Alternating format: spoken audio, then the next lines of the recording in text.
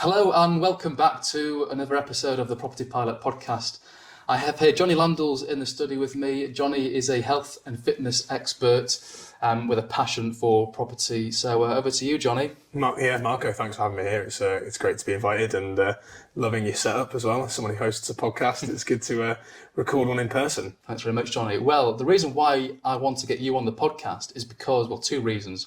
A, you've somehow managed to raise private finance from an investor, not for so much an investment property, but for your own living property, which I think is absolutely amazing and applicable to millions of people watching, who could potentially watch this video. But not only that, I want you to also share the development experience that you've got through going through this development. So Jonny, tell us a little bit about you, about your story and how it all started with property. Yeah, for us, and for me personally, property was something that was on the radar when I was younger, and it more just came about accidentally, I'd say, and more just from a savvy investment style from my family. So when I was 16, unfortunately, my own father passed away, and my mother and father ran their own business together. So that kind of entrepreneurial twist has always been in the family. My grandma owned her own business as well, and she owned the building that was within the business as well, which I didn't learn until later actually, but that's sort of part of the story. So unfortunately, and we won't go morbid into it, I'm 33 now, time's moved on and healed all, but my father, my granddad and grandma, so his parents, they all died within like a 3-year stint. So like between my age of like 16 to 18, 19, all gone, which is really, really sad.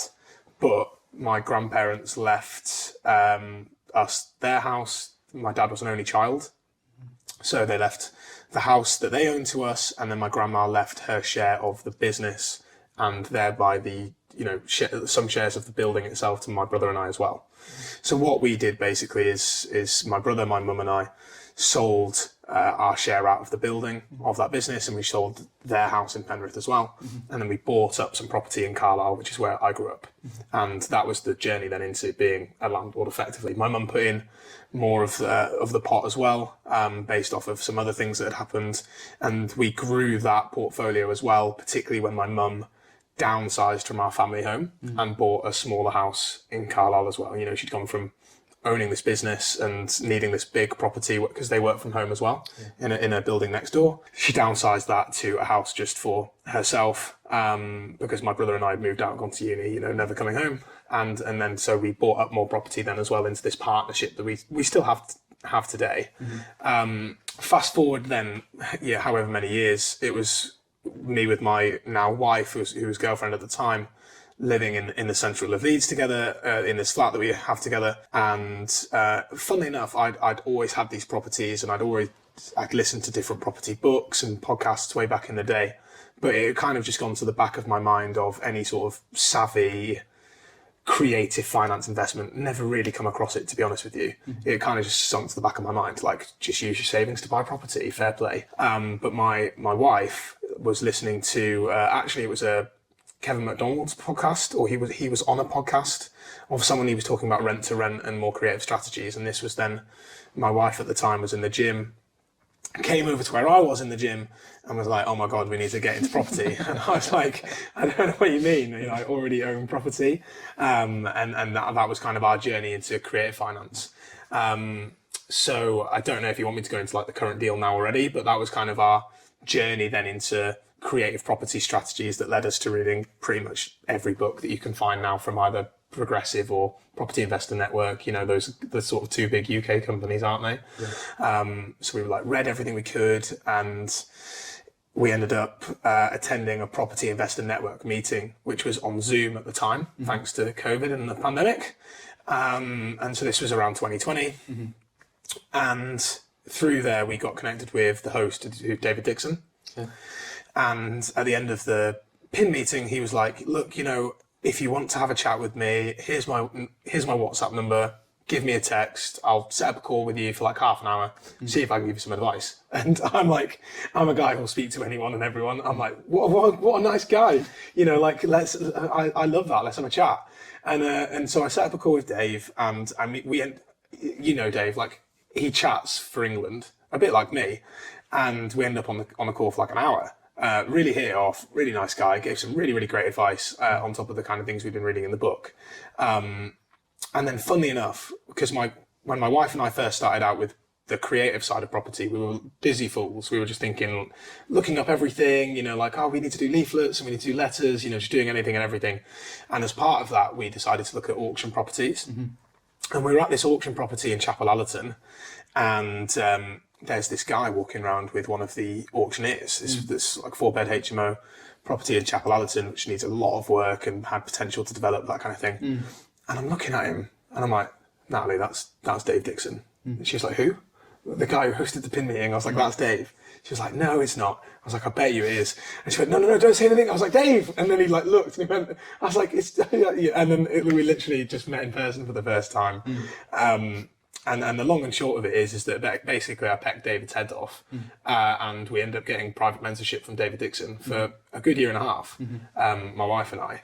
And through that time, David was great because I've had certain mentorships and entrepreneurial training and marketing and sales and all the rest of it, thanks to me having my health and fitness company. And so I knew that a lot of that applied to property, and I'm already a guy who lives true to his values, and I love my health and fitness job as well. So he gave us a lot of good advice around what does property mean to you both, and where do you see it sitting within your current lifestyle, particularly if you've got this business. My wife has her own business on the side as well. She works part-time now, but full-time at the time for a paint company. And it was through our mentorship with Dave where, albeit we started the project we've got now, we started to change our strategies and niches towards something new. So we're actually going to be doing holiday accommodation with a health and fitness twist in the kind of countrysides of Yorkshire. And we've recently gone through some more specific SA training for that. But through Dave's help, we managed to keep the flat that we were living in at the time, right? So that's now a buy-to-let it's in Beeston. So it's really close to Leeds city centre. It's actually just up the hill from the White Rose Centre. So you've got the White Rose, you've got the JD gym there on the corner. It's really great transport links. And we bought the house that we're in now. And we bought the house that we're living in now, knowing that it had this gigantic plot of land. Our original plan was to buy it and try to build another house. We were like, that's enough room there to buy another house. Ambitious. Yeah, but I think it was just one of those where you think, okay, how can we try and do something that's actually really quite creative and also good for profit? And that was what our plan was. Unfortunately, when we bought it and then started to apply for planning and looked into that, our architect was like, there's absolutely zero chance you're going to get another dwelling there because of building lines and length of the plot and all the rest of it. So he said your best bet is a 2-story extension. So did you already have the investor lined up, for the purchase of your new home, or actually were you waiting for the right opportunity then to find the investor? So I think this is a good thing to talk about because so many people ask about private finance, and I think the issue that everybody runs into is trying to get it from someone who doesn't know you from Adam. And everybody then says, post about what you're doing all the time, talk about it with everyone you know, and hopefully either family, friends or friends of friends are going to get involved with you. And we are very fortunate in that my mum was in a position where she was like, look, I can give you the deposit for this house. And I had some money as well because my brother has started to buy my mum and I out of the Carlisle houses. So my brother and his wife live in Manchester. She's originally from Carlisle as well. They're buying up property there. You can kind of see them kind of gravitating back that way. Whereas for me, if my brother wants to buy a 3-bed HMO off me or a mini-mo, whatever, from Carlisle, I'm fine with that because I'd rather invest it down here. So I used some of that money from selling up one of mine to him, and my mum had some money as well for a deposit for this house, which allowed us to do that without selling the flat, and we knew that the journey was then to develop it. We didn't actually have the finance at the time guaranteed from my mum, but our plans were we've still got 2 HMOs in Carlisle that we were going to sell outright. So our plans were, well, once we've sold those, we'll both have the money to do up this development, to invest in it. So we always knew that buying that house was going to be a development job. It was just whether we were going to flip it or whether we were going to refinance. And I know you're going to ask about, issues with development and kind of ongoing finance has been one of those that we've had to like maneuver through time, which has been quite interesting. So just to recap then, so the deposit for the purchase, that's come from your mother, has it? And from me and my mum, yeah, from combined. you and your mum. And then the development itself has come from selling off a couple of HMOs in Carlisle. It was going to, Yeah. and then those sales fell through. And then what happened? So this was like, oh no, so like it's been a headache for us for a fair bit of time. Yeah. And this is when you kind of have to then look incredibly creative and kind of beg, borrow, steal. So again, thankfully, my mum had some other money as well, that she was like, look, I know that your plan is to refinance. The GDV on the property is going to look pretty good, particularly with the current market. And it took us quite a long time to get planning and everything through the work. So at that time, you've got some capital appreciation already in the area. It's a fantastic area. Pretty much everybody around us has been doing work on their houses as well, which has given us some really good comparables to work from. So she had some money, so that kind of like paid off the bit of the builders' payments. And then we had to start looking for loans, basically. So what we have done is that we have taken a couple of personal loans to bridge the gap. And now we're also in that position where we've got a small chunk left that we need, and we've got private investment potentially lined up for that as well, based on the fact that it's still going to make profit.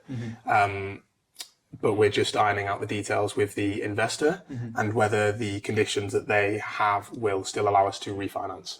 So we're kind of in that playing game now. Yeah. So this potential new investor that you may or may not need, are they related to you, or is this completely a third party? No, this is someone I found through networking meetings. Okay, that's interesting, because then, all of a sudden, once that investor isn't related to you, things start to get a little bit trickier, as you probably know. Yeah, and then again, that's the thing where I think it's really helpful to have myself here talking to you, because this is still very new for us in terms of our projects. But now I've been going to the Property Investor Network for over 3 years. I'm now on the help team with Dave as well. So him and I have a really close relationship. He personally mentored me for over 1.5 years. And I have this experience from other properties anyway.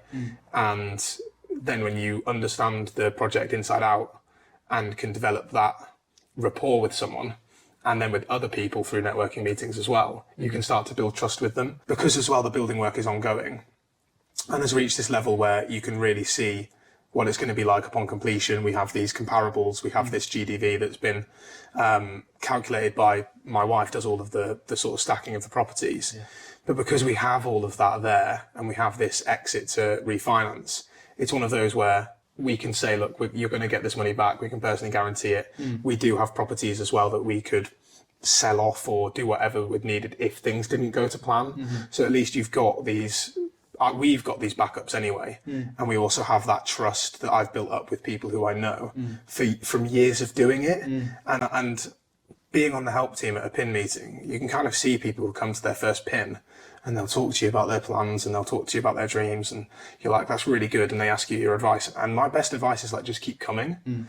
Because if you stop now, because you don't feel like you've met like an investor with loads of money who's going to give them to you or whatever, you miss the point of the networking meeting, which is just to keep showing up, keep building relationships with people. And you kind of have to do your time.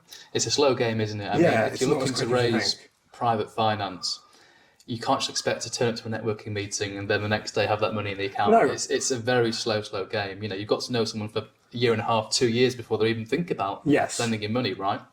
So I think that's one thing that's really useful for the people watching and listening to this podcast is if you are looking to raise private finance, it's a long-term game and commit to it. And actually it's quite fun. You're building a relationship with someone. You're having, I see that as quite a fun thing to do. And no one's going to loan you money unless they can trust you. Yeah. And, okay, the deal may be great and you could give a first charge on the property, which, really does help. So in the event of something goes tits up, they can repossess the property. That's when you don't really need that trust so much. But actually, if you're looking for, a box standard, say, I'm not going to quote figures, but if you're looking for, to raise a certain amount of money, there needs to be that trust there, right? Yeah. Now, a question I've got for you, Jonny, is, you've got this potential other investor just in case you need to raise additional funds. Yeah. Have you considered bridging? So bridging was something that we've not actually considered yet, but interestingly enough, because it's talked about every time I go to a PIN meeting now, and every time I talk to anybody about finance, it's one of those that now that we are that close to exit, because we're literally in the last 3 or 4 weeks. Yeah. We hope of the building work, which is obviously going to be part of the story in terms of timelines. It is something we'll probably consider because why not? It's one of those where we've been chatting to this other investor anyway, and it was on a short-term basis, monthly interest, no early repayment. It's kind of like a bridge, but from a person. So yeah, I think it'll be something that we look into as well, particularly if the conditions would affect the potential of a remortgage. Yeah. So our mortgage advisor at the moment is sort of looking into that. And I mean, choice of being self-employed and my wife on a part-time job is that whole like remortgage as well. We needed the property income that we've got to kind of keep us in the figure of the GDV that we need. So it sometimes feels like you're balancing things on a knife edge. I'm sure you understand. Balance, I guess you've got lots of different things you need to take into account. It's why I look 60. So for any of you that don't know what bridging finance is, it's a method of short-term finance where you're borrowing money, for months rather than years. But I suppose a benefit of, if you need to raise this additional money, the benefit of not doing bridging but actually going to your private investor you've got lined up is you're probably going to get far better terms than if you were to be going down the bridging route. So I guess sometimes it's even worth paying more for terms that are more flexible, because the last thing you want is to be stuck on terms that are very, very strict. They don't give you much margin for safety, and all of a sudden, if things do go wrong, then the property can be repossessed. Yeah, exactly. Yeah, so that's the beautiful thing of having a potential private investor who you've built a lot of trust and rapport with over a good number of years, is that the terms are very favourable, and in case something goes wrong, you can. It's the things that we've got with this investor is kind of like max term toward the end, like by the end of the year, and I can't see that physically happening. My wife and I are expecting a baby in October. The builders know this. We're not living in the property right now at the time of this recording. So it's one of those where we've been on it with our builders because actually the building company that we've worked with as well have been incredibly detailed and thorough. I've actually been really, really impressed with them. I'd say we lucked out, but my wife would be like, no, I evaluated a lot of builders and went through the ringer when it came to selecting people. Natalie is very much the project manager of the situation, which is great because we kind of have the personality profiles that match. And it's funny because the builder, it's effectively the same relationship between him and his wife. Okay. So the builder comes and he's like doing all the work, and then my wife will say, "Oh, how much would it be if we sort of changed this to this?" And I'll just be like, "Ask my wife." Like he doesn't commit to anything because he's the kind of guy like me who'd be like, "Yeah, we can do that, no worries." Chuck it in free of charge. Yeah, and his wife's just like, "Why have you done that? That's going to take an extra week, and cost us all of this." So it's really funny how so my wife and his wife have that relationship now where they've built up this entire timeline, all of these costs, payment dates, things like that. It has been very, very organised, and unfortunately they are a bit behind, but they're working extremely hard to rectify that, right? Yeah. So we're not living in the property right now. The builders are working later than they were when they started, turning up, staying late, particularly with the summer evenings. It's been very helpful for them to be able to do that.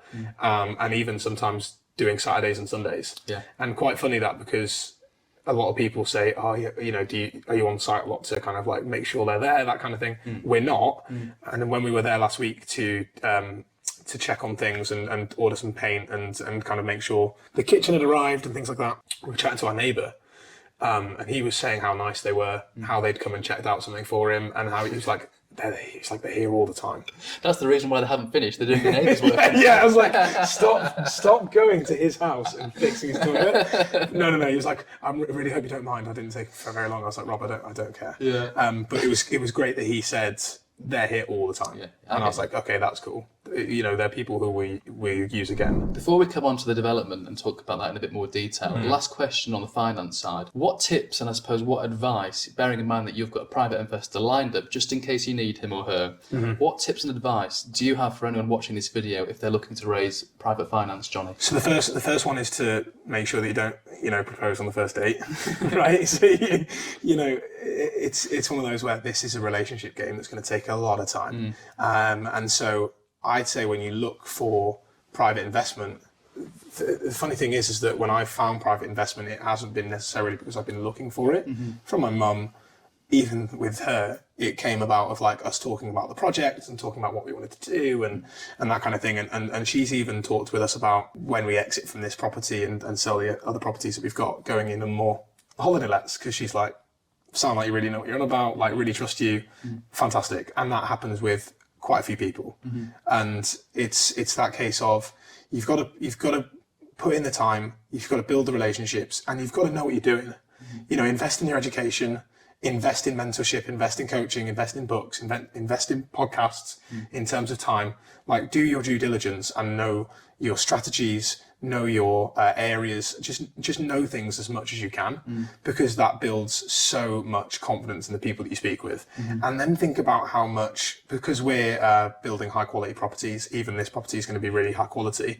The holiday lets we're looking to go into are going to be extremely high quality. We then make sure that anything we design that goes to an investor is incredibly high quality. So if we then produce an investor pack of terms, numbers, figures, photos, previous projects, previous experiences, that is designed and looks, you know, hot, right? Because you've got to walk the walk as well as you can talk the talk. And I think that's the issue as well. I think if you can just talk a lot, people will see right through you. Whereas if you clearly know what you're on about, and then you can build that time and talk with people about it, it's going to be much easier. And look to friends and family first. You know, you use your social media accounts and post about what you're on about, and because it might seem really obvious to the property people that you know, the things that you're talking about. But if you start talking about property and showing what you're doing, or even showcasing what you're learning, you're going to blow people's minds on Facebook and Instagram, because they're not going to have a clue. I guess just to follow on from that, there are three things, in my opinion, that, you know, the three variables to this part of the process. Well, if you don't have the capital, the finance, that's one gone straight away. We've got time, we've got skill left. So you really need to have both of those. If you can be, you know, how skilled are you? If you're not skilled, upskill yourself, train, educate, whatever, right? And time, you know, are you willing to commit any time to this project? So that's how you can potentially help the investor, because you're putting in your time, you're putting in your skill set, and that's the, you know, what you're bringing to the party, and the other party is bringing the funds and bringing the finance. So, you know, don't worry if you don't have the finance, that's fine. But as Jonny said, actually have a look at the people surrounding you, your friends and your family, and I think you'll be pleasantly surprised with actually there is money there. It's just about being assertive, and for your friends and family having the confidence in you to lend you that money. And the more that you talk about what you're doing, the more that conversation is going to come about. I think that's the thing of like, oh, it's so awkward to ask somebody for money. It can be, but if you're just talking about what you're doing because you're catching up with someone and you're paying your time into building those relationships, and they ask you about what you're doing, and then they ask you more about what you're doing, and then you could even say, oh, hey, do you know of anyone who'd be interested in this, because I'm looking for private finance? And they're like, oh, well, maybe, can you send me your particulars? The amount of times I've said, oh, do you know anyone interested? And they said, well, please send me on your PDF. And then they've gotten back to me and said, this looks like a great project. I actually don't have this much, but I do have this much. You know, are you doing anything similar that could be here? And I said, not yet, but I'll keep you posted. Do you know what I mean? Like, it's funny how that can work out. So look closely, because you will find a lot. I have a similar process with agents. So, you know, just as you're speaking to potential investors, telling them exactly what you're looking for and exactly what you want, I do the same with agents. And, you know, every 6 or 8 weeks, I'll touch base. This is what I'm looking for. This is what I want. And, you know, most of the time it's no, sorry, we don't have anything. But when something does come up, they call you straight away. They'll contact you, because every 2 months you've been touching base, you've been building that relationship, and they know exactly what you want. So I think, to echo Jonny's comments, don't be afraid to ask for whatever it is you want in life, because you may get it. Right, so let's move on to development, Jonny. Just, you know, you've already told us a little bit about the project. You know, how's it going? Where we are with the latest? To be fair, I joked about them being a little bit behind, and they are, but it is going incredibly well, and it's not looking like it's going to be massively delayed at all. So where we're at now is, what are we, 21st of August? So we're hoping for early to mid-September, you know, completed in terms of the building work all done, kitchen completely installed, and the like bathrooms and toilets and everything installed as well. So the project itself is a 2-story extension we're in a sort of like 2 up, 2 down terraced house, end terrace, of 3. But it was on this corner plot. I know exactly what you mean. So it makes it actually look like, if you view it from the road, it looks like a detached house, because the other houses are that way, and we've got space to the neighbour there. So we're on this corner plot in Calverley, And as I talk about this, if people are in Calverley, they're probably like, I know that house, 'cause there's been building work there for ages, and there's a huge skip always outside it. And it's like, yeah, that's my house. Sorry for the issue of the parked cars outside. But it's still got, so we've got this extension out to that side that actually wraps around the front as well. Okay. So we've gone from 2 bedrooms and a study Yeah. to 4 double bedrooms. That's a lot of work. I mean, that's a lot of restructuring as well. Yeah. So how many square metres or square feet will you be adding to the property? Beyond my technical knowledge of this off the cuff, but when you look at it, Yeah. it's like we've added nearly sort of 80% of space to the house. Wow. That's incredible. Yeah, the space is big. Wow, 80%. And that's why I said, like, we could have built another house there if we were allowed to go all the way to the building line. Yeah. Which, funnily enough, our neighbour did with their extension. So when I was looking at it to my architect, I was like, why is he allowed to go there and I can't go here?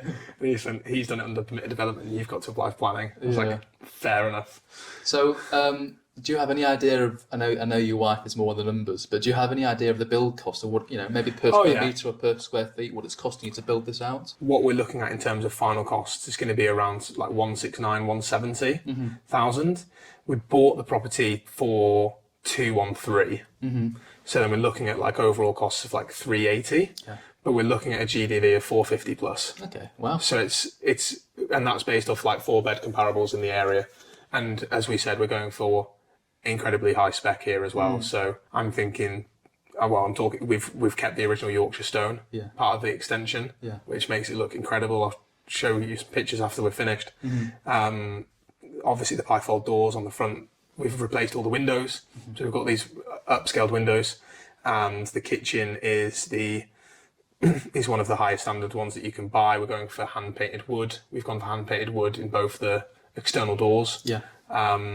And because of that increase in space as well, we're going for a double whammy here in terms of like not just the look, but you've also got that increased space as well for a family home. So it's like rental properties, isn't it? You can tell the increased rent you get from the increased quality. Yeah. In an area like that, the sale price will reflect that as well. Yeah, I mean, hopefully that will reflect in the valuation that you get post-works. So you're looking at, roughly speaking, about 70k net at the end, pre-tax. Yeah.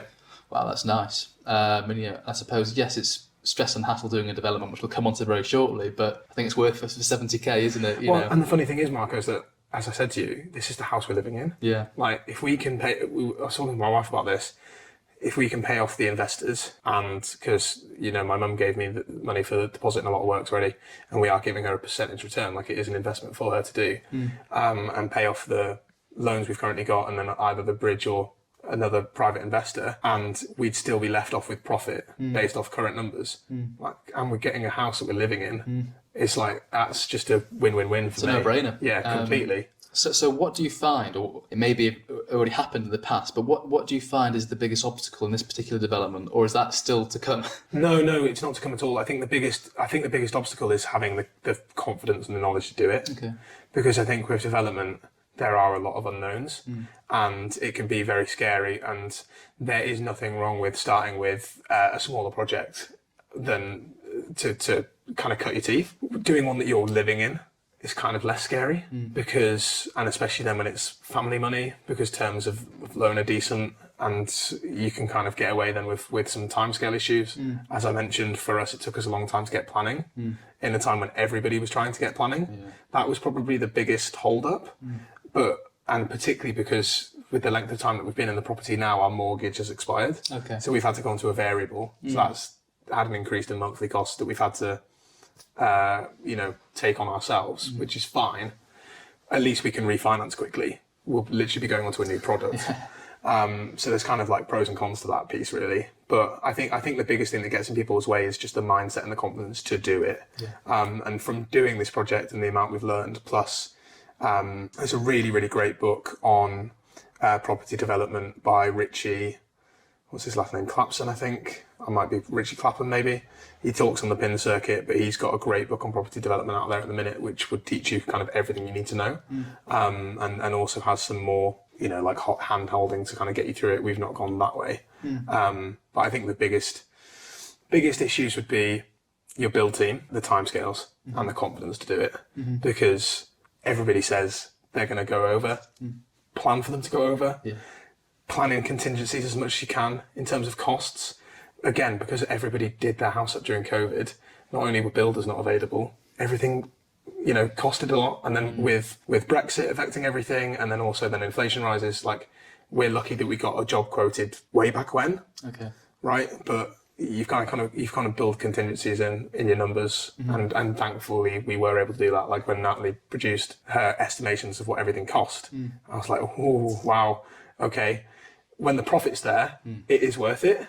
And funnily enough, she's been like pretty much bang on in terms of her estimations because she built so much contingency in. Okay. And that's why that's great. So now when we stack new properties and she's like, I think it's going to cost this, I'm like, well, I trust you because you kind of have been right before. Yeah. And knowing your numbers inside out like that just takes hours and hours and hours of research. Like so, Natalie did put in the time there. So do you know what percentage Natalie allocated for a contingency? Like over 20%, I think. Over 20, yeah. Okay, wow. So, generous contingency, but I think she's done it right. I think you want to under-promise and over-deliver. That's exactly it. On your own funds as well as then with other people, because then anything over is an absolute bonus. And I think one thing that I can speak from experience is from developing our own house, it's very easy to go over budget. Whereas, again, from experience, if it's a buy-to-let or an investment, I always stick to the budget. I'm not kind of...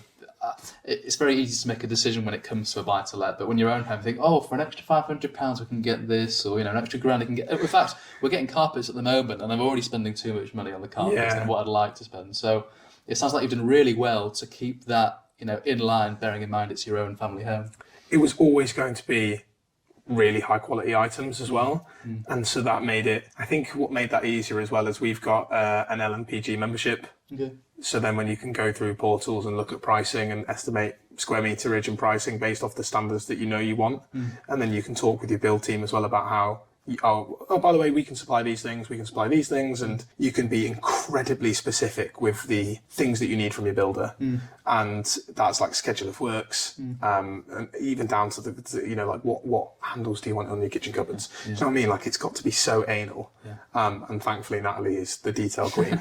Because that would just made my head fall off.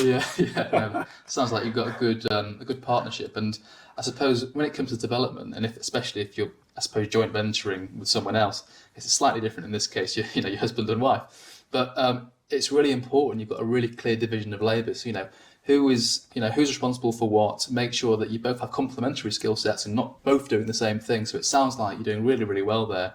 And as a couple, you really help each other out. Yeah, well, that's it, because she's very much detailed, numbers, spreadsheets, research, comparables, stacking.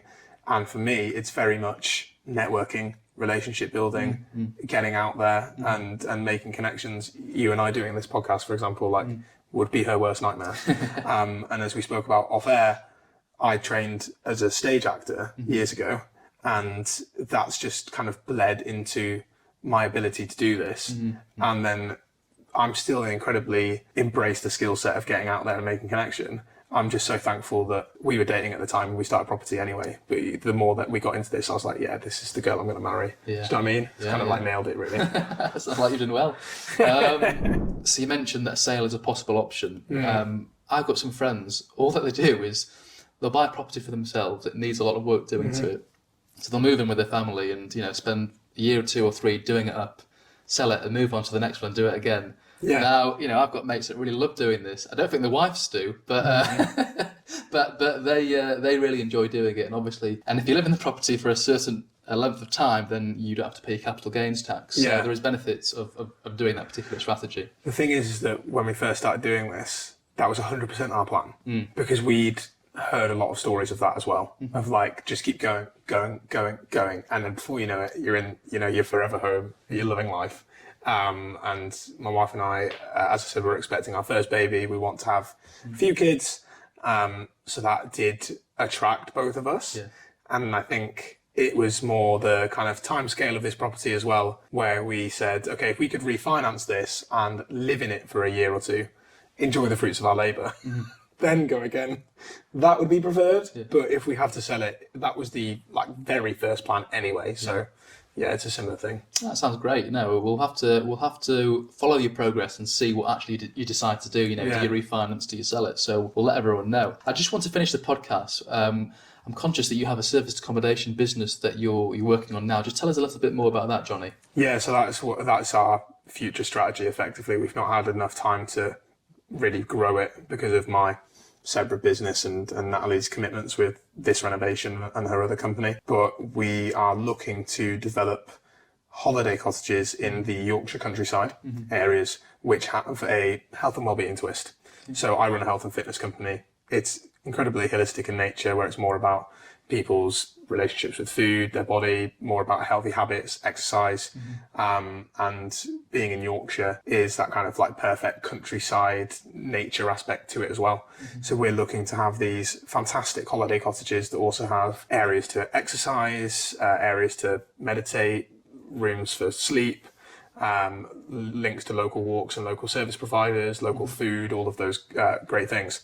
So we've recently gone through a lot more specific mentorship for serviced accommodation in terms of sourcing properties, stacking properties, making sure they work in terms of the revenue projection, right, in terms of knowing that they'll actually get you the bookings, as well as then everything from direct bookings to management to softwares. And we did start looking for properties and we found one as well that we were looking for finance for, potentially actually still could because it's still there.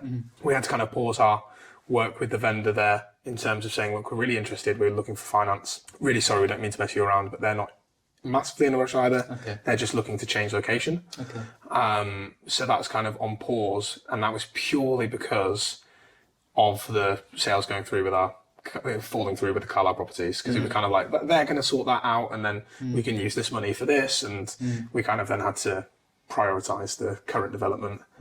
So my wife and I kind of took a pause and said, right, look, I'm really busy with my own business right now, growing to a stage where it can do a lot more without me there. Yeah. And Natalie's in that place where she's kind of trying to wind down her time at her 3-day-a-week job to move more into property. But at the minute, it's like 3 days a week there, 2 days a week property renovation. You kind of have to be realistic with what you can manage. And she's 7 months pregnant as well. And she's 7 months pregnant. Yeah, that's So, you know, when you can do everything, you can do anything, but you can't do everything. Yeah. It was that kind of piece, I think, that we lacked a bit of self-compassion around how much we were actually doing with regard to property.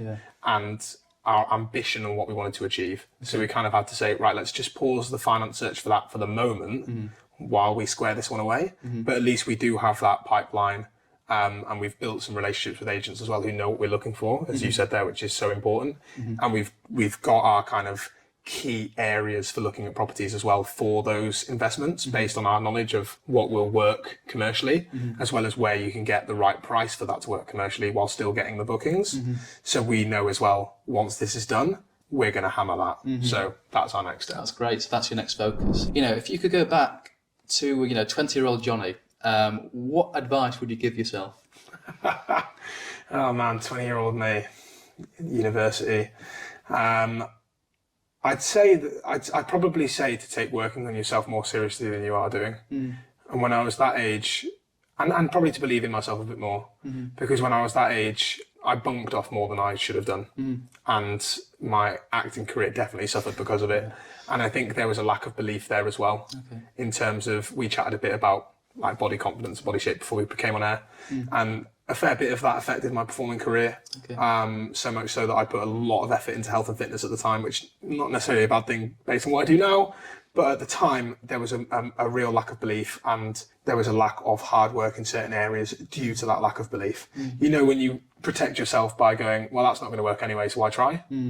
That was my vibe a lot at that age, which was silly. And it was only through really the sheer work on the health and fitness side of things where I actually made some really big achievements, both physically and with the competitions that I've done in the CrossFit space, that I really started to find that kind of belief, and the belief in hard work and self-development to become, my background is all in performing arts, right? So nutrition, fitness, health, all of that's been self-taught through online courses, certifications, extracurricular diplomas, degrees, that kind of thing. So back then at 20 years old, I'd say take all of that seriously, because if you work on yourself now and do the time and believe in yourself, then you'll be surprised at what you can achieve.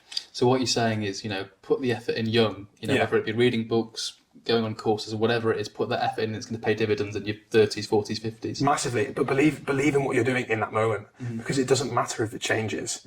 The reason my performing career changed was because it actually had to, whereas And that was due to a lack of work. I didn't prepare for auditions enough. I didn't really work on my masters enough. I was kind of relying on talent. Okay. I did a bit of hard work with my voice, like I had some vocal issues at uni, but that was it. Like everything else at masters level, and you can hear me starting to get a bit croaky now, but everything else I did at masters level, I kind of just tried to wing. Okay. I was like, oh, I'm not that good at dancing, so I don't need to worry about that. I'll just focus on being strong at singing. Yeah. But then when you get out into the audition world as a 21-year-old graduate, or a 22-year-old graduate I was after I did my masters, and that was another thing, is that I'd got into a masters at a really strong drama school, Okay. but I was still resting on my laurels. I was like, I'm good at acting, I'm good at singing, I'll be fine. I was not fine.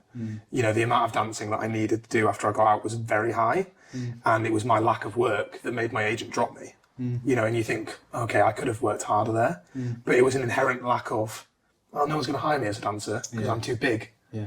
It was all of that negative self-chat that pulled me back.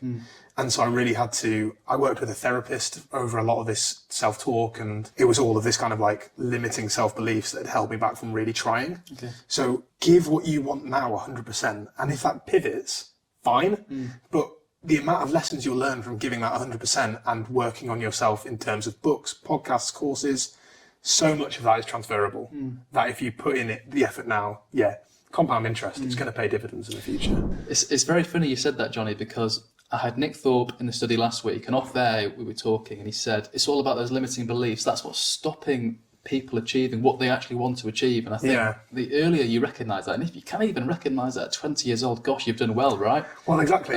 If you can, you know, somehow as a 20-year-old male understand that really you can achieve whatever you wanted, providing you put a plan in action to carry out. I think that's some really wise words, Jonny. Let's just finish off with the podcast. Do you have a quote that you live by, or a quote that you stick to, Jonny? And the quote that I stick to is a really basic quote. It's not attributed to anyone. It's not one of those like, this person said this and it really resonated with me, because I've got far too many of those that I could list off. But it was actually more one that my brother and I kind of came up with, and it was live life to the max. Yeah. And it does boil back to my father passing away. Yeah. And us realising at that age, he was 17, I was 16, life's so short. It's why I took a massive interest into health and fitness, and also why I took a massive interest into entrepreneurship and doing what I wanted. And at that time, it was musical theatre. As I said, that kind of shifted through more necessity than anything else, but it was that pain of going through that transition that made me think, well, that's never going to happen again. And actually, it's why I'm like, yeah, cool, let's do this development and let's do it on our own house. Let's go into serviced accommodation. Let's build a health and fitness company. Let's travel if we have to sell this house, right? Like how I'm about to become a dad, you know, you're a dad. I'm like, I want to be able to provide for my family and also spend a lot of time with my family. I don't want to be working 24 hours a day. I want to be maximizing my time in everything. And for me, that is the perfect way to live a lifestyle business, and that's living life to the max. That's amazing you said that. And I think it's important not to confuse that with, you know, consumerism. It's not about living to the max in terms of buying loads of stuff. No, not at all. It's about being in the present and choosing, you know, actively choosing what you want your day to look like. Exactly. And that was another thing that was great working with Dave about property, because it was about what are your values? What do you need? What do you want? And that was when my wife and I had this big conversation about our property strategy and how we're both into health, both into design, quality. And we talked about, well, what investments would we like to own? What investments would we need? And what would then provide us with that great balance between time, income, and living the life you want. And it's not then having a portfolio of 200 HMOs and that you're self-managing, right? Because then you're just like, oh man, I have now the busiest job alive. Like, yeah, okay, I'm making a fortune, but I can't do anything with that. And that to me, that's not life. That's a certain level of stress, that is.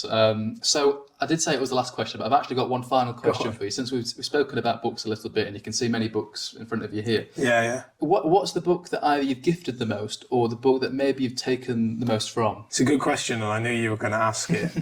And I was thinking about it in the car on the way here, and thinking about, okay, is there a book that I've read multiple times? And to be honest, there isn't. But one book that I really, really profoundly like, and that I tell people about often, is How to Win Friends and Influence People. Okay, yeah. Because I was recommended that book And I was already pretty good at speaking with people and building relationships, but the more I worked on that book and read that book as well, I'm someone who's quite well educated. Obviously, I've done a lot of work on self-development and I've got quite a bit of knowledge in several areas now. One thing that I was very bad at then was just like constantly disagreeing with people and arguing with people, right? So that whole module on win, flies with honey than with vinegar, or catch more bees with honey than with vinegar. Can't remember the exact phrase, but that whole piece about, you don't want to just go on and argue with everyone and kind of just talk about be the best person, whatever. It was all of that book that really started to formulate the way that I started to work and interact with people everywhere I went. And that piece for me, that's a solid book that I revisit over and over again. One that you just pick up and look at a chapter again to go, yeah, okay, I'm going to start living that principle again. It's somewhere over there. In fact, I was given it in my first role post uni at my FTSE 100 company. We were given it as part of our training to read this book, and it is a really great book. Right, well, let's wrap it up, Jonny. Before we finish, where can people find you? So main place would be Instagram. I've got a personal Instagram handle which is just at my name, which is Jonny Landlord. I'm sure you'll put that link in. The property company that my wife and I have is called Feature Properties. Again, that's on Instagram, and at the moment they're just pictures and videos of the current project, really. But of course, that will be following more of the property journey. My personal, I speak more about health and fitness, but do post things like this and property stuff on my stories as well to really give that insider life. Great, lovely. Well, thanks very much for coming on the channel, Jonny. Yeah. We've had a good conversation, and hopefully you now know how to raise private finance and the joys of a development. So thanks very much, Jonny, and it's a pleasure having you on the show. Yeah, thanks for having me. I've really enjoyed it. Great. Well, that's it. We have 2 more episodes in the first season of the Property Pilot podcast. So stay tuned, and they'll be released in the coming weeks. I really hope you've enjoyed this podcast. If you've got any questions for Jonny, pop it in the comments below, and Jonny will get back to you. Thanks very much. Goodbye.